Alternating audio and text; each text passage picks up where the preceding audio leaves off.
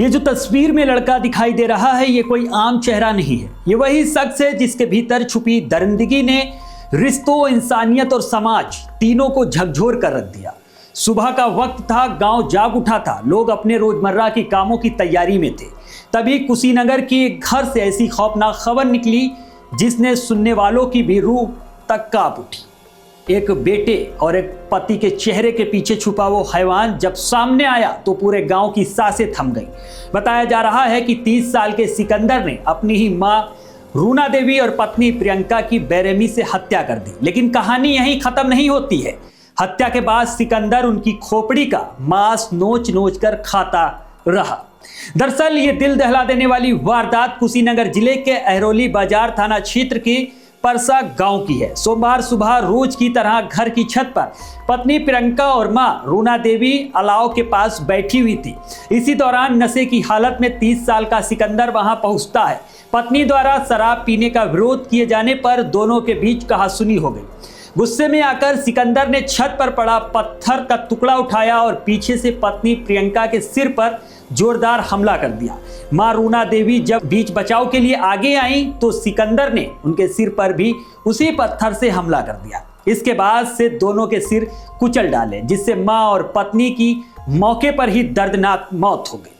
बताया जा रहा है कि हत्या के बाद करीब 1.5 घंटे तक सिकंदर छत पर ही मौजूद रहा, लेकिन इस दौरान किसी को घटना की भनक तक नहीं लगी। सुबह करीब 9:30 बजे वो छत से मांस के टुकड़े नीचे सड़क पर फेंकने लगा।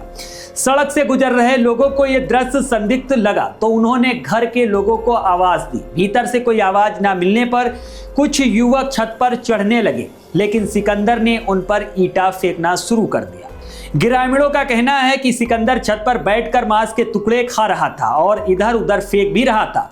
हालांकि पुलिस ने मांस खाने की बात से इनकार कर दिया है। सूचना मिलने पर पुलिस मौके पर पहुंचती है और करीब 2 घंटे की मशक्कत के बाद ग्रामीणों की मदद से आरोपी को काबू में किया गया। उस समय उसके दोनों हाथ खून से सने थे और चेहरा पूरी तरह भयभीत था।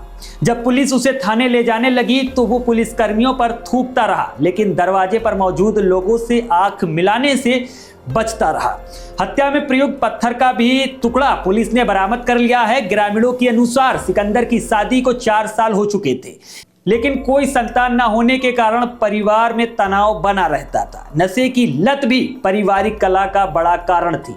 मां रूना देवी उसकी आदतों से काफी परेशान थी और बहू की संतान न होने को लेकर झाड़ फूक और मंदिरों के चक्कर काटती रहती थी। सिकंदर के पास ना तो कोई स्थानीय रोजगार था और ना ही वो परिवार की जिम्मेदारी ठीक से निभा रहा था।